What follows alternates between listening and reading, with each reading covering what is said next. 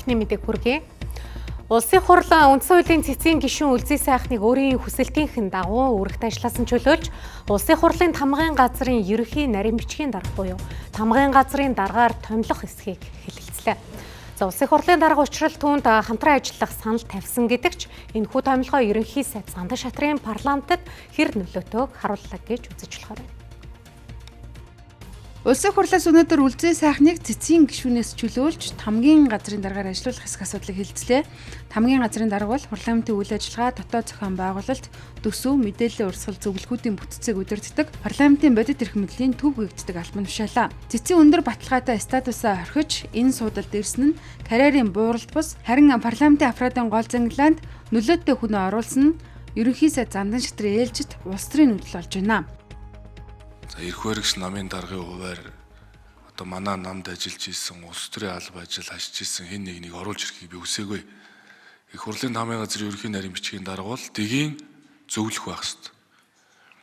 Надад болон бусад улс төрчдөд үгүй гэж хэлж чадах одоо мэрэгсэн хуульч байх ёстой. Парламент ёсоо бэхжүүлэх энэ үйлсэд улс төрчгүйгээр хандаасаа хэмээн одоо Үлзий сайхан даргаыг одоо би санал болгосон юм аа. Тийм учраас ерөнхий нарийн бичгийн дарга бол их хурлын даргын хуулийн зөвлөх бишээ.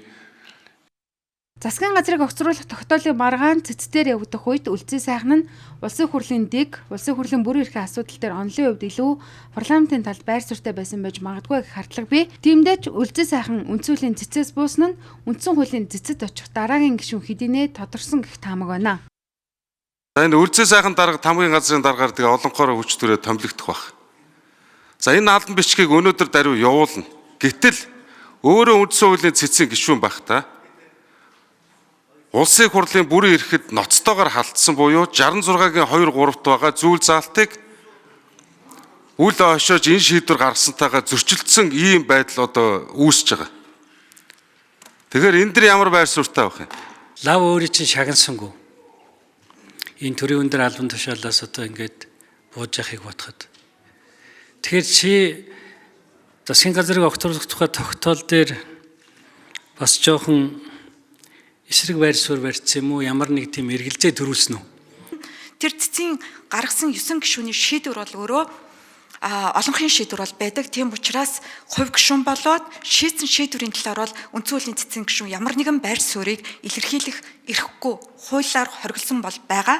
Харин Монгол Улсын их хурлд бол гаргасан шийдвэрээ бол уншиж танилцуулах бол эрх бол байгаа. Сүүлийн үед эрх баригч нам өөр ташигтай томилгоог улсын хурлын хилцэх асуудлын жагсаалтанд оруулахгүйгээр шууд оруулж ирдэг нь парламентын эрхэнд талцсан үйлдэлээ гэж улсын хурлд хардсан намын бүлгийн дэд дарга шүмжиллээ. Мөн улсын хурлын даргын дэргэдэх зөвлөлт хилцэх асуудлын жагсаалтаа албан ширээнд сууж хилэлцэхгүй вайбраар холбогдож гаргадаг нь албан бус гэж үзэн улсын хурлын тамгын газрын даргын томилгооны асуудалд завсарлага авсан юм а. Улсын хурлын албасны бүтэц бүлэг хуралдааг байна. Яг л энэ улсын хурлын дэгийн зөвлөлттэй холбоотой асуудал 126 гишүүнтэй холбоотой асуудал. Их барьж байгаа намын дарга эсвэл эрх барьж байгаа намын бүлэг шийдчихээрээ бүх юмыг шийдчлээ гэж шууд ингэж оруулж ирж зохимжгүй. Арц намын бүлгийн асуудлаар хуралдааг байна. Тийм учраас бид завсарлага авч байна.